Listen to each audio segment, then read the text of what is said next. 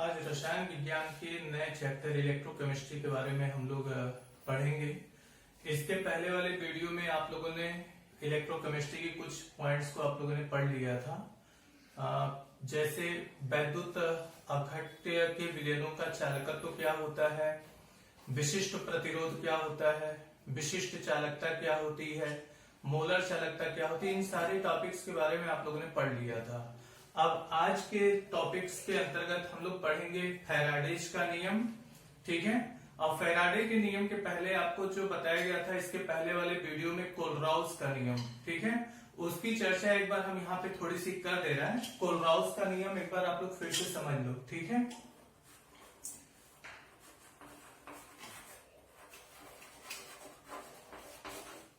Kohlrausch law, Kohlrausch का नियम।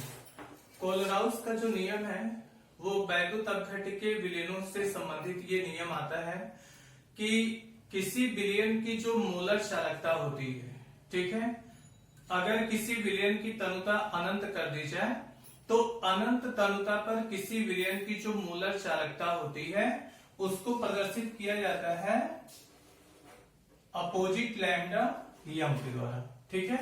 ये लैम्डा का इनवर्स फॉर्म है, मतलब उल्टा लैम्डा इसको कहा जा सकता है। Invert lambda m at infinite dilution, अनंत तनुता पर किसी विलयन की जो मोलर चालकता होती है उस विलयन में उपस्थित अनंत तनुता पर कैटायनों की संख्या और अनंत तनुता पर एनायनों की संख्याओं के योगफल के बराबर होती है। अगर मान लीजिए कैटायनों की जो सांद्रता है यम प्लस हो और एनायनों की सांद्रता यम माइनस हो अनंत तनुता पर, तो इनके योगफल के बराबर होती है। अगर कैटायनों की संख्या मान लीजिए n1 हो और एनायनों की संख्या n2 हो तो ये नियम आपका कोलराउस का नियम कहलाता है। यही कोलराउस का समीकरण भी है।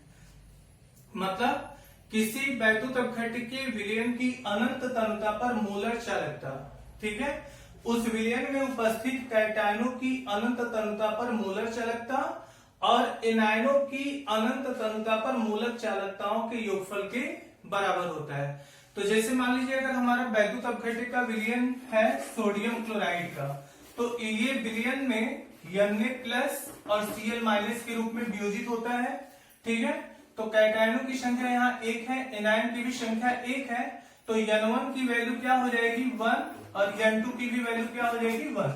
अगर मान लीजिए हमारा सोल्यूशन कैल्शियम क्लोराइड वैद्युत अपघट्य का है तो ये वियोजित होगा Ca पे 2 प्लस 2 Cl पे माइनस। तो यहाँ पे अगर आप N1 की वैल्यू देखिए तो N1 का मान यहाँ पे कितना है 1 है और N2 की वैल्यू यहाँ पे कितनी लिखी हुई है 2, ठीक है। तो ये आयनों की संख्या N1 और N2 क्या बताता है, कैटायन की संख्या 1 है, N2 एनायनों की संख्या यहाँ पे 2 दिखा रहा है, ठीक है। ऐसे अगर आप एसिटिक एसिड का विलयन ले लो, ठीक है, CH3COOH, तो ये भी विलयन में आयोनाइज होगा और ये बनाएगा CH3COO पे माइनस प्लस H पे प्लस। तो यहाँ N1 का मान 1 है और N2 का भी मान यहाँ पे 1 है। तो इस तरह से हम molar conductivity eight infinite dilution हम काउंट कर सकते हैं। और एग्जाम परीक्षाओं में जो है, कंपटीशन की भी परीक्षाओं में इससे संबंधित क्वेश्चंस आते हैं। तो एक विशेष बात ये आपके लिए है कि ये जब चैप्टर समाप्त होगा तो चैप्टर के अंत में इससे संबंधित तमाम प्रॉब्लम्स, न्यूमेरिकल प्रॉब्लम्स आपको मैं कराऊंगा, ठीक है। तो ये तो कोलराउस का नियम था। अब आज आपको जानना है फैराडे का नियम। फैराडे का नियम किस संदर्भ में आता है, वैद्युत अपघट्य के विलयनों के संदर्भ में आता है, ठीक है।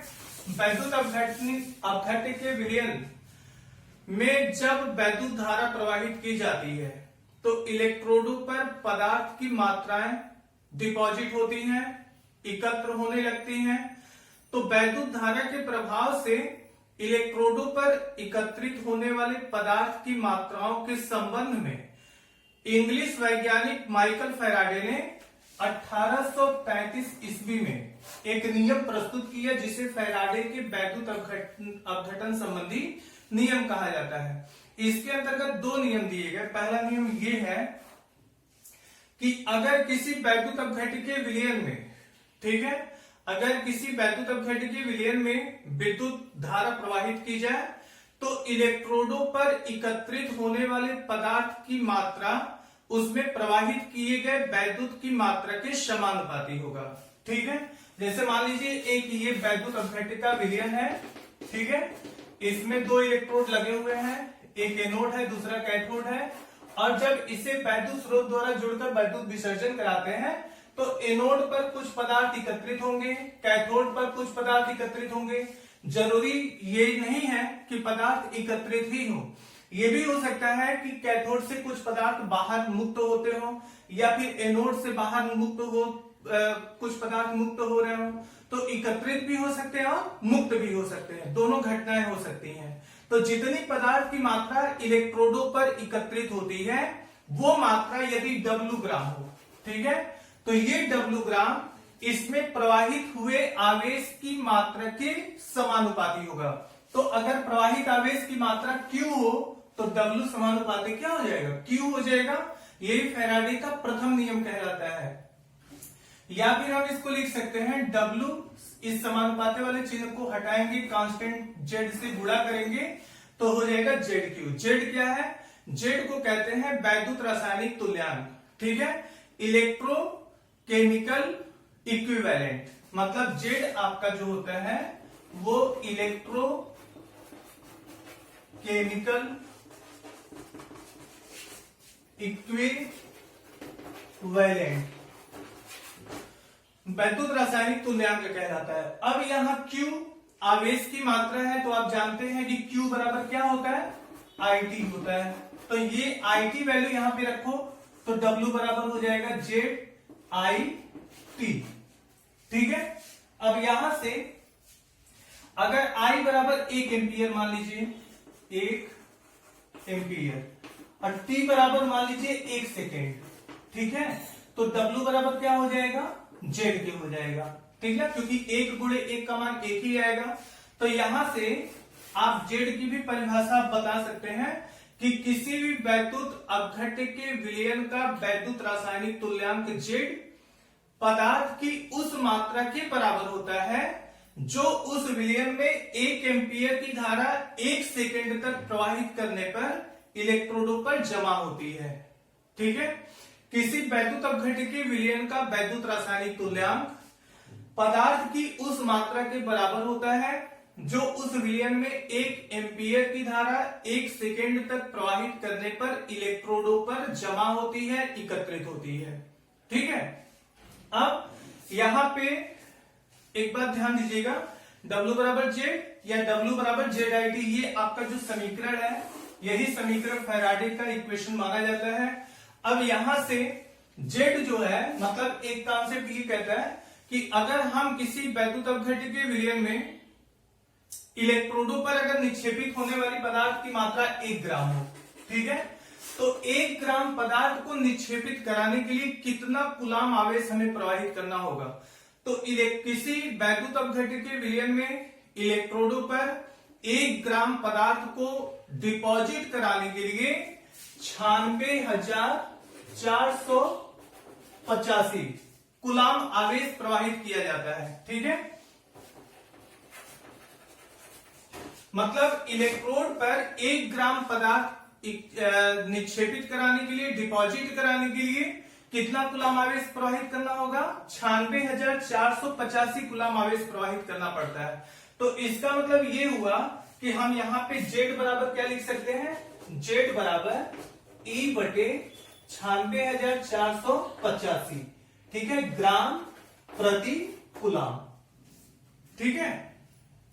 अब 96,485 ये क्या है, 96,485 को कहते हैं फैराडे नंबर, ठीक है। एक फैराडे नंबर इसी को कहा जाता है 96,485।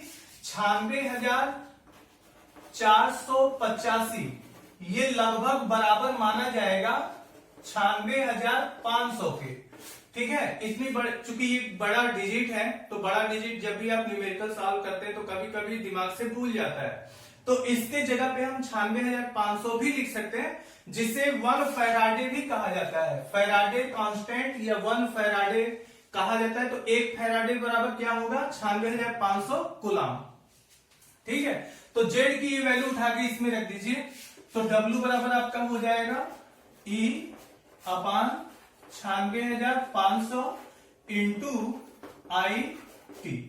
ये जो समीकरण मिला ये फैराडे के प्रथम नियम का गणितीय रूप हो गया। ठीक है, तो ये फैराडे का प्रथम नियम हो गया। दूसरा नियम क्या है, ध्यान से देखते समझिएगा। दूसरा नियम ये क्या है, दूसरा नियम समझ लीजिए।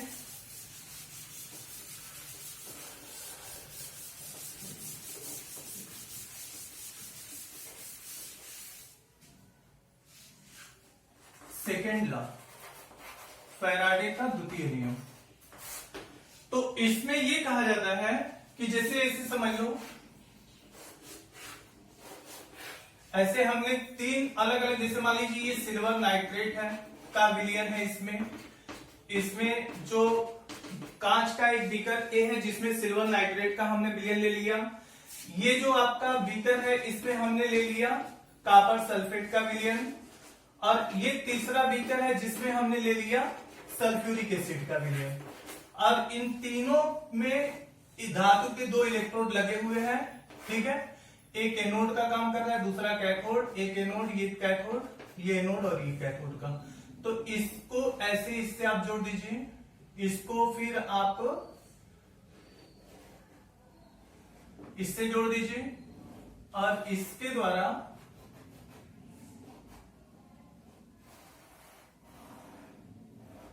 ये आप जोड़ दीजिए। ठीक है, ये धारा नियंत्रक है जिसको रियोस्टेट कहते हैं। तो चूंकि ये सेल कोई बाह्य वैद्युत स्रोत से तो जुड़ा नहीं है, ठीक ना, या फिर इसमें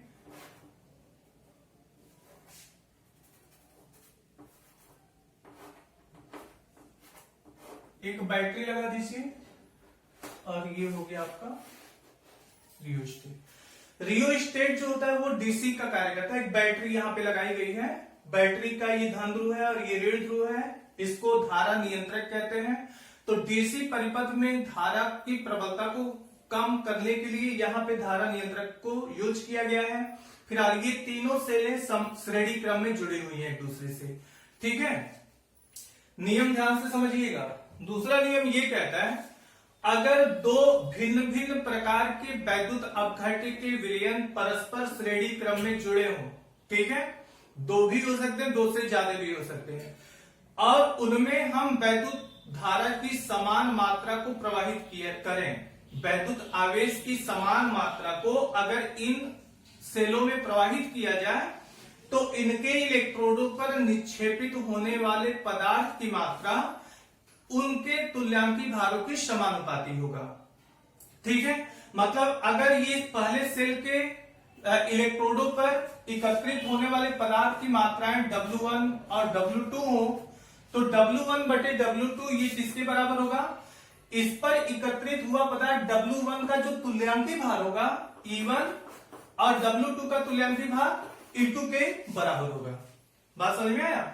यानी कि अगर श्रेणी क्रम में दो या दो से अधिक प्रकार की सेलों को परस्पर जोड़ा जाए तो उनमें इलेक्ट्रोडों पर एकत्रित होने वाले पदार्थ की मात्रा उन्हीं पदार्थों के तुल्यांकी भारों के समानुपाती होता है। मतलब अगर इलेक्ट्रोडों पर एकत्रित होने वाले पदार्थ की मात्रा W1 और W2 हो एनोड और कैथोड पर, तो उनके तुल्यांकी भार E1 और E2 हो, तो W1 बटे W2 बराबर क्या हो जाएगा, E1 बटे E2 हो जाएगा। ठीक है, अब अभी इसके पहले आपने पढ़ा था प्रथम नियम, W बराबर क्या होता है, ZIT। तो ये वैल्यू आप चाहो तो यहां से रख सकते हैं। IT विद्युत धारा की मात्रा है, वैद्युत आवेश की मात्रा है IT। तो चूंकि आवेश की मात्रा तो समान हम प्रवाहित कर रहे हैं तो ये तो कांस्टेंट होगा, लेकिन ये J1 ये अलग हो जाएगा। W1 के जगह पे Z1 इंटू IT बटे इसकी जगह पे आप लिख सकते हैं Z2 IT is equal to E1 बटे E2। यहां से IT से IT कैंसिल हो जाएगा, Z1 बटे Z2 बराबर हो जाएगा आपका E1 बटे E2। ठीक है, या ये इंप्लाई क्या करेगा, E प्रोपोर्शनल टू Z के। ठीक है, मतलब तुल्यांकी भार जो होगा वो Z के क्या होगा, समानुपाती होगा।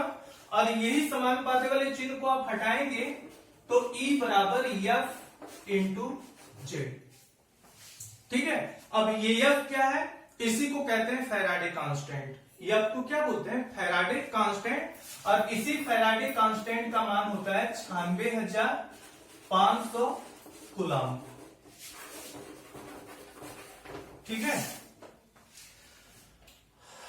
तो ये इसकी एक विशेष बात समझ लीजिए कि अगर आप किसी सेल में इतनी आवेश की मात्रा प्रवाहित करते हैं तो उनके इलेक्ट्रोडों पर एकत्रित होने वाले पदार्थ की मात्रा 1 ग्राम होगी। ठीक है, और ये वैल्यू आया कहां से, तो ये जान लो कि इलेक्ट्रॉन पे आवेश कितना होता है, 1.6 गुणे 10 पे -19। ये इतना कूलम आवेश एक इलेक्ट्रॉन पे होता है। और एक मोल में कितने इलेक्ट्रॉन होंगे, 6.022 गुणे 10⁻23। इतने इलेक्ट्रॉन एक मोल में होते हैं। अब इसका गुणा जब आप इसमें करेंगे तो ये वैल्यू आ जाएगा।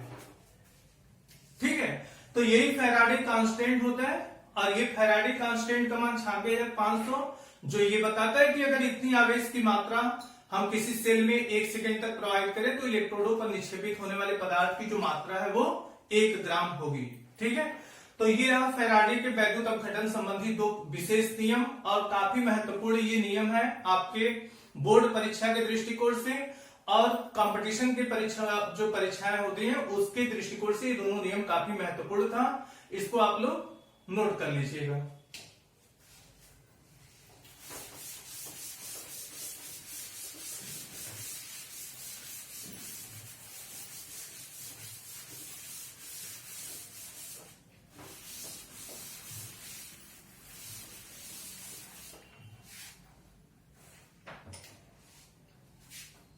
इसके बाद आता है आपका करेंट एफिशिएंसी, धारा दक्षता। इसको क्या बोलते हैं हिंदी में, धारा दक्षता। धारा दक्षता क्या होती है, आप इसकी परिभाषा को हम लोग मैथमेटिकल तरीके से पहले हम जान लें। धारा दक्षता होती है, धारा दक्षता बराबर वास्तविक उपज बटे सैद्धांतिक उपज। ठीक है, और ये गुणे 100। वास्तविक उपज और सैद्धांतिक उपज क्या होती है, मतलब धारा दक्षता का मतलब यही हुआ किसी सेल में जो हम धारा प्रवाहित कर रहे हैं उसकी एफिशिएंसी कैसी है, मतलब उसकी दक्षता कितना % है। अगर ज्यादा परसेंटेज में आएगा तो मतलब धारा दक्षता काफी अच्छी है, कम है तो मतलब धारा का जो दक्षता है वो काफी वीक है। तो वास्तविक उपज का मतलब ये है कि किसी सेल में जब हम वैद्युत आवेश प्रवाहित कराते हैं, वैद्युत आवेश प्रवाहित होता है तो इलेक्ट्रोडों पर एकत्रित होने वाले पदार्थ की जो वास्तविक मात्रा है वो वास्तविक उपज को दर्शाती है। और फैराडे के नियम के द्वारा W बराबर ZIT जो समीकरण आपको मिला था, उस समीकरण की सहायता से इलेक्ट्रोडों पर कितनी मात्रा एकत्रित हो रही है वो गणना के द्वारा जो प्राप्त होता है वो सैद्धांतिक उपज है। ठीक है, तो दोनों मान में चूंकि भिन्नता होती है, ये वास्तविक मान कितना आ रहा है और परिकलित मान कितना आ रहा है, दोनों का मान रख करके जब हल करेंगे और 100 से गुणा करेंगे तो परसेंटेज में धारा दक्षता को ये बता देगा। ठीक है, तो ये इस तरीके से हम किसी सेल में प्रवाहित होने वाले वैद्युत धारा की क्या दक्षता है उसकी एफिशिएंसी को हम लोग फाइंड आउट कर सकते हैं। ठीक है, इसके बाद की टॉपिक आपकी आती है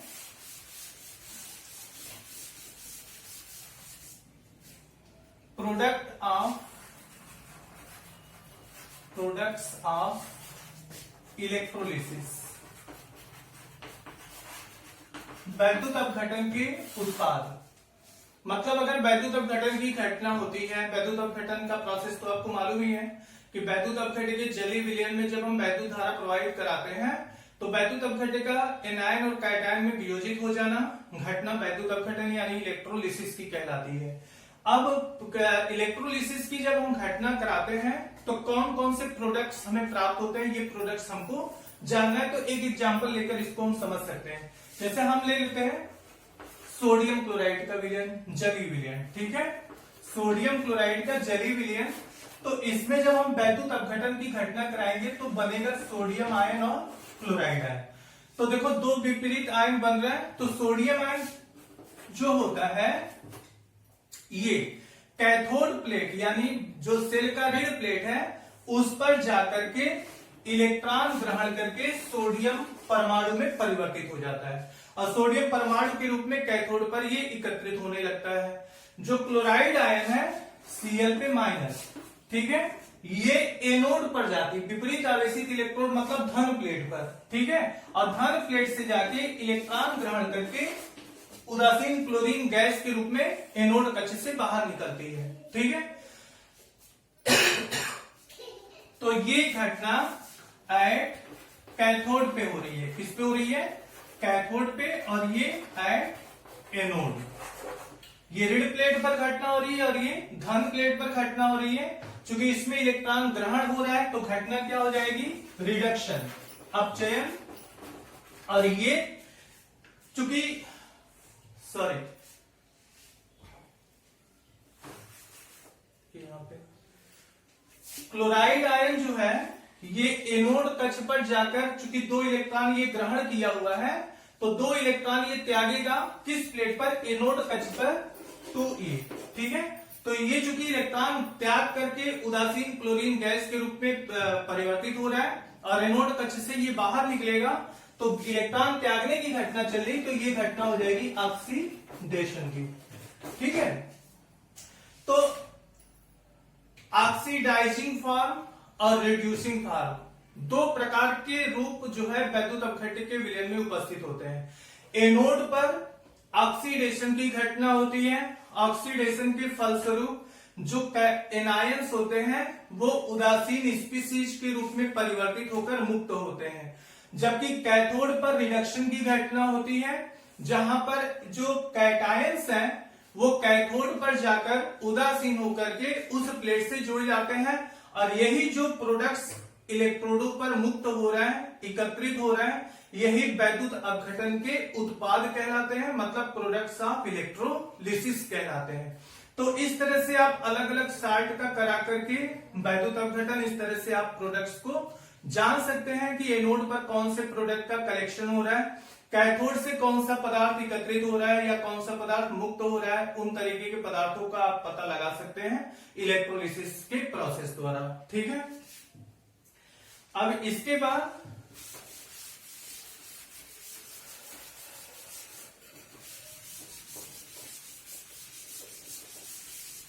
टॉपिक आती है वैद्युत अपघटन के अनुप्रयोग, एप्लीकेशन।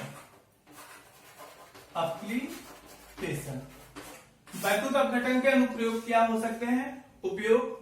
तो इसमें पहला आता है आपका इलेक्ट्रोप्लेटिंग, ठीक है, इलेक्ट्रोप्लेटिंग। ध्यान से समझिएगा, इलेक्ट्रोप्लेटिंग क्या कहलाता है, जिसको बोलते हैं वैद्युत लेपन, ठीक है। तो वैद्युत लेपन का मतलब ये हुआ कि किसी एक धातु की पृष्ठ पर किसी अन्य धातु की परत यदि चढ़ा दी जाए तो ये घटना इलेक्ट्रोप्लेटिंग कहलाता है, इलेक्ट्रोप्लेटिंग के नाम से जानी जाती है।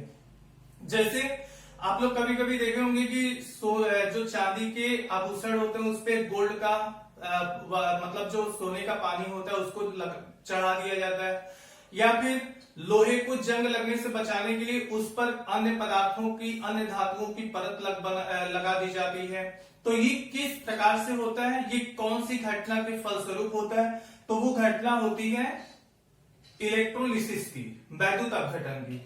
होता कैसे है, तो जैसे पहले एक जान लो बात कि जब लोहे पर जंग लगता है तो जंग से बचाने के लिए उस पर जिंक धातु की परत चढ़ा दी जाती है, ठीक है। लोहे पर जंग लगने से बचाने के लिए उस पर जिंक धातु की परत चढ़ा दी जाती है और जिंक धातु की जब परत चढ़ाते हैं तो ये घटना गैल्वेनाइजेशन की कहलाती है। क्या कहलाती है, गैल्वेनाइजेशन।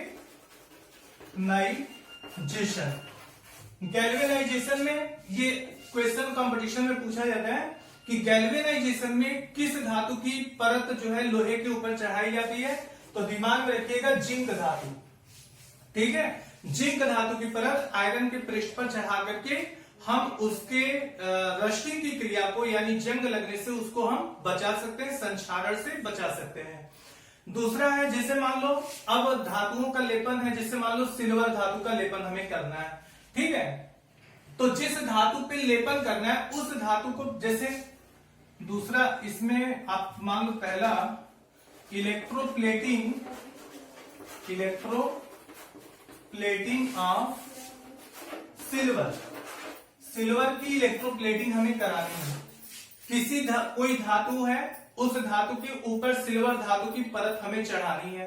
कैसे चढ़ाएंगे तो ध्यान से समझिएगा। सबसे पहले कांच का एक बीकर लेते हैं। ठीक है, कांच का एक बीकर लेंगे और इस बीकर में शुद्ध सिल्वर धातु की एक छड़ लगा देंगे जो एनोड का काम करता है। ठीक है, और जैसे दूसरी छड़ यहां लगा दो। ठीक है, दूसरी छड़ मान लीजिए ये P है, जिस पर हमें सिल्वर धातु की परत चढ़ानी है, इसको आप बना लीजिए कैथोड। ठीक है, और इस दोनों इलेक्ट्रोड के लगे हुए जिस पात्र में, उस पात्र में आप एक वैद्युत अपघट्य विलयन भरेंगे। लेकिन विशेष बात ये होगी कि ये वैद्युत अपघट्य विलयन उसी धातु का होना चाहिए जिस धातु की परत आप चढ़ाने जा रहे हैं। मतलब सिल्वर धातु की परत हमें इस पे लगानी है P धातु की छड़ पर, तो इसमें सिल्वर का ही साल्ट होना चाहिए। और ये साल्ट हम ले लेते हैं यहाँ पे सिल्वर नाइट्रेट का AgNO3। ठीक है, इस वैद्युत अपघट्य के विलयन की चालकता और अधिक बढ़ाने के लिए इसमें और आप क्या मिला दीजिए, सोडियम साइनाइड। ठीक है, तो सोडियम साइनाइड और सिल्वर नाइट्रेट के मिश्रण का ये वैद्युत अपघट्य का विलयन है। अब इन दोनों इलेक्ट्रोडों को बैटरी द्वारा जोड़ दीजिए। जिस धातु पे आपको प्लेटिंग करनी है, कोडिंग करानी है, वो कैथोड होता है, और जिस धातु का कराना है वो एनोड बना लेते हैं। जैसे हम वैद्युत स्रोत से इनको जोड़ते हैं, तुरंत एनोड धातु, ये जो सिल्वर धातु ये किसकी है, Ag धातु की। इस पर से सिल्वर परमाणु सिल्वर आयन के रूप में Ag+ के रूप में विलयन में आते हैं। इस प्लेट से सिल्वर परमाणु इलेक्ट्रॉन त्याग कर विलयन में आते हैं। ठीक है, और विलयन में आने के बाद ये सिल्वर आयन कैथोड प्लेट पर जाकर इलेक्ट्रॉन ग्रहण करके उदासीन सिल्वर परमाणु के रूप में परिवर्तित होकर इस प्लेट से जुड़ जाते हैं। बात समझ में आया? तो चूंकि इस बैटरी स्रोत से जैसे आप जोड़ेंगे ना, इलेक्ट्रॉनों का प्रवाह एनोड से कैथोड की तरफ होने लगता है। ठीक है, इस पर चूंकि इलेक्ट्रॉनों की अधिकता होने लगती है और वो इलेक्ट्रॉन एनोड से कैथोड की ओर जाने लगते हैं। कैथोड पर इलेक्ट्रॉनों की अधिकता हो जाती है, जिसके कारण ये ऋण प्लेट बन जाता है, और इलेक्ट्रॉन के जाने के कारण ये प्लेट आपका धन हो जाता है, एनोड हो जाता है। तो सिल्वर आयन इस प्लेट पर जाकर उदासीन होकर इसके पृष्ठ से ऐसे जुड़ते चले जाते हैं, और धीरे धीरे आप देखेंगे क्या कि ये पूरा जो कैथोड प्लेट है वो सिल्वर परमाणु के द्वारा पूरी तरह ढक जाता है, कवर हो जाता है, और धीरे धीरे ये पूरा प्लेट P जो है वो सिल्वर के द्वारा कोटेड हो जाता है, और ये इलेक्ट्रोप्लेटिंग आपकी कंप्लीट हो जाती है। इसी प्रकार से आप गोल्ड का भी आप प्लेटिंग करा सकते हो। गोल्ड का लेना होगा, अगर सोने का अगर आपको प्लेटिंग करानी है तो यहाँ पे सिल्वर की जगह पे गोल्ड ले लीजिए। तो गोल्ड लेंगे तो यहाँ पे क्या लेंगे आप, विलियन सिल्वर नाइट्रेट की जगह पे AuCl3 आरिक फ्लोराइड का विलयन लेंगे, और ये सोडियम साइनाइड मिला देंगे ताकि इसकी मोलर चालकता बढ़ सके, आयनिक कंडक्टिविटी बढ़ सके। और जब आप इस तरह से पुनः प्रयास करेंगे बैटरी द्वारा जोड़कर, तो गोल्ड जो है गोल्ड आयन के रूप में, धनायन के रूप में विलयन में आएगा, और उदासीन कैथोड प्लेट पर जाकर उदासीन होकर इस कैथोड प्लेट से जुड़ जाएगा, और धीरे धीरे आयन इस पे उदासीन होकर जुड़ते चले जाएंगे, और ये प्लेट पूरी तरह गोल्ड प्लेटेड हो जाता है। ठीक है, तो ये इलेक्ट्रोप्लेटिंग का प्रोसेस था। इसके बाद दूसरा इसका यूज है धातुओं के शोधन में, प्यूरिफिकेशन। तो प्यूरिफिकेशन में क्या करेंगे, जैसे मान लीजिए सिल्वर का ही हमें प्यूरिफिकेशन करना है। ठीक है, तो ठीक उसी तरह से प्रोसेस इसमें भी आता है। मतलब ये 2 प्लेट यहां लगा देते हैं। ये अशुद्ध सिल्वर है, अशुद्ध सिल्वर की प्लेट है ये, और ये एकदम शुद्ध सिल्वर की प्लेट आप ले लेते हैं, शुद्ध सिल्वर। और इसमें फिर वही विलयन सिल्वर नाइट्रेट और सोडियम साइनाइड का इसमें विलयन आप ले लेंगे, AgNO3 प्लस NaCN का विलयन इसमें आप ले लेंगे। और इनको बाहर वैद्युत स्रोत यानी किसी बैटरी द्वारा जैसे आप जोड़ेंगे, ये एनोड बन जाएगा, ये कैथोड बन जाएगा। ध्यान दीजिएगा, एनोड प्लेट अशुद्ध है और कैथोड आपका शुद्ध है। हमें इस अशुद्ध प्लेट को शुद्ध करना है। कैसे करेंगे? जब वैद्युत विसर्जन कराएंगे तो एनोड प्लेट से जो सिल्वर आयन है, ये एनोड प्लेट धीरे धीरे पिघलने लगेगा उच्च तापमान के कारण, और इस पर जो सिल्वर आयन होंगे इलेक्ट्रॉन त्याग कर विलयन में Ag प्लस के रूप में आएंगे, और ये धनायन कैथोड पर जाकर उदासीन होकर इसके पृष्ठ से जुड़ जाएंगे। इस प्लेट में जो अशुद्धियां होती हैं, जो इम्प्यूरिटीज होती है, प्लेट के पिघलने के कारण वो अशुद्धियां विलयन में आती हैं और इसी एनोड कक्ष के नीचे अशुद्धियां जमा होने लगती हैं, जिसको क्या कहते हैं? इसको कहते हैं एनोड मड। ठीक है, एनोड का ये कचरा है, मतलब इम्प्यूरिटीज है जो नीचे एकत्रित होती रहती है। इसी प्रकार अन्य धातुओं का भी आप धीरे धीरे शोधन कर सकते हैं। मतलब इस पे सिल्वर आयन शुद्ध रूप में विलयन में आता है, कैथोड पर जाकर उदासीन होकर शुद्ध सिल्वर परमाणु के रूप में कैथोड प्लेट से जुड़ जाता है।